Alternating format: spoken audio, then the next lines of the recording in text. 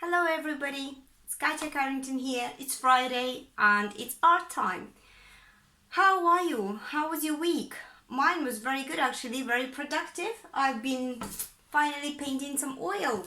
Yay! I found my oil paints and I was very scared. Oh, do I, don't I? But I decided to do it anyway. And you know what? I was surprised because I haven't painted in a long time and it turned out a lot better than I expected. So just shows when you practice all the time, even if you're drawing for ages and you haven't painted, and then when you get to do painting, you will be pleasantly surprised because you were practicing anyway. So that's why I'm always saying you should always do it all the time, because you just don't know how much good that does to you. So before we carry on with what we're doing today, I want to say a big thank you to Emma, who is always sharing her work with me. I really like the portraits that you've done last time, Emma. They're really good, and you know, she says that, oh, I'm not good, but I like to do it. And you know what?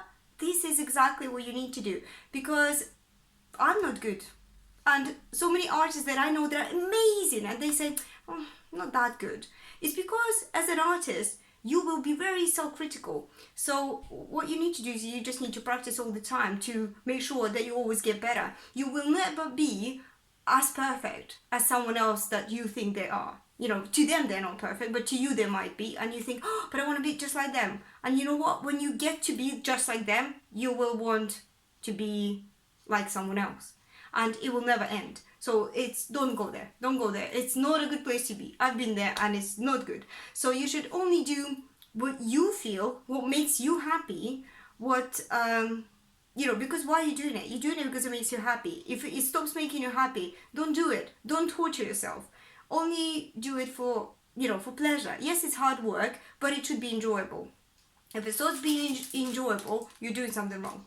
Anyway, so today I'm going to show you how we can copy something. By copying, I don't mean copy, looking and copying. I mean tracing, because it's really good. It's really good skill to have as well. I found this very late in life, and I could not believe that I didn't know this before. But anyway, what you will need is baking paper, white if you have, brown will still work, but it will be much harder. So I'm going to rip a piece, and that's all we need. Okay, so I'm going to show you how to trace this little teddy. So say for argument's sake that I like this teddy. I want to make a card for my friend and I want to paint a teddy for her, but I can't do it. So, but I can see one here and it's perfect. So I'll trace it onto my card and then I'll paint over it.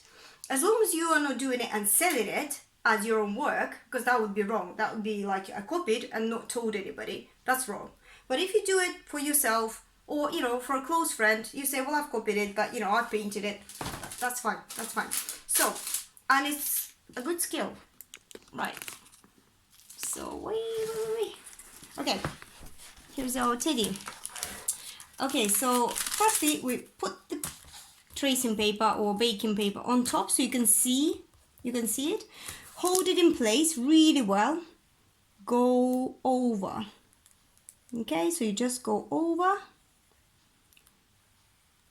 And please don't feel that, oh yeah, but how's this drawing? This is just cheating. But it isn't cheating, because you know what? When you do all these things, your drawing will still improve, because it gives you ideas. You're like, oh, I wouldn't have done this.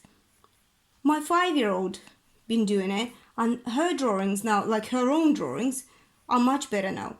And my 9-year-old, who used to do this when she was little, gosh, her drawings just unbelievable. I mean, when I was 9, there's no way I could draw like she does. And I didn't have tracing paper. So there, I missed out in my life a lot. I struggled unnecessary because I didn't have things. There you go. Ta-da! So we have this teddy, but it's not going to work yet. So what I need to do, I need to close the book. Don't need it. I need a piece of paper. Okay, need a piece of paper. Any paper for now. and I'm going to turn it over. Okay, so you've traced this way, turn it over, put it down and trace it again. Okay, now you're going to tell me, yeah, but okay, but this teddy is looking the other way, which it does. So we don't want that. We want teddy to look just like the one in the book. So I'm putting a lot of pressure, by the way. You know how I told you before, you don't put pressure when you draw? Well, you don't draw, you trace. You put a lot of pressure.